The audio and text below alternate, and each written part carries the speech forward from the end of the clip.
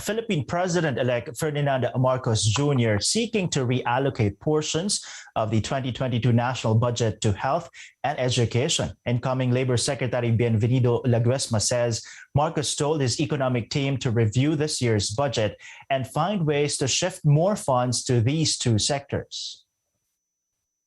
Merong isang mahalagang binilin si President-elect Bongbong Marcos, yung reviewin at saka i-recast yung budgets ng different departments, no? Kung pwede, mangyari na iukol ang available na government resources during this time, no, onwards, no, 2022, doon po sa may kinalaman sa health, kalusugan, education. Laguesma says the president-elect's directive to increase the education budget was prompted by reports that many Filipinos are illiterate. The incoming labor chief says Marcos also emphasized the need for the country's educational system to teach good manners. That job falls on Vice President-elect Sara Duterte Carpio, who will oversee the education department.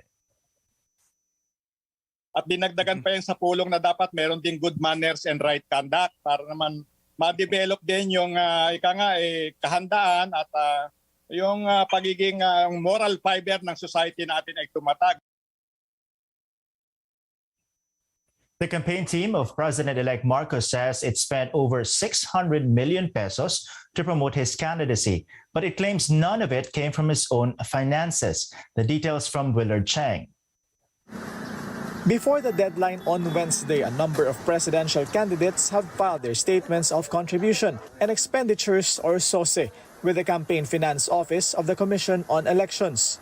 According to a list from COMELEC, the first to file was Senator Panfilo Lacson, followed by Jose Montemayor, Vice President Leni Robredo, Senator Manny Pacquiao, and President-elect Ferdinand Bongbong Marcos. Though not on the COMELEC list, Manila Mayor Isko Moreno Domagoso says he has filed his SOSE and will make it public on Wednesday. Marcos declared receiving contributions worth 624.68 million pesos, consisting of cash contributions worth 373.25 million pesos and in-kind contributions worth 4.2 million pesos from other sources.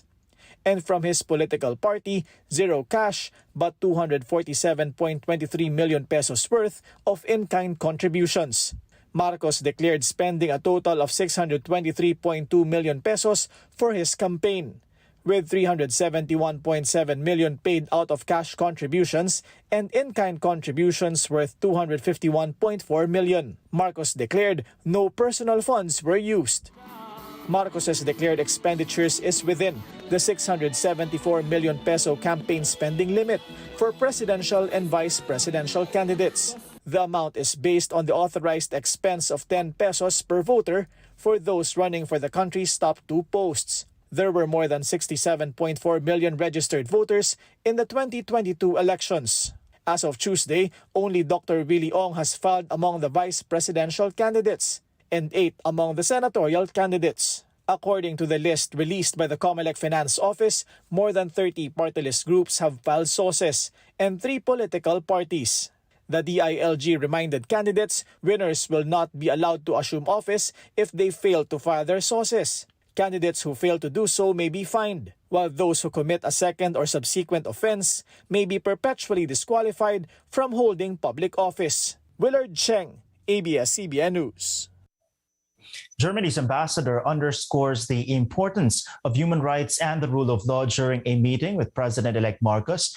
As Ina Reformina tells us, Marcos also met with envoys from Spain and Morocco.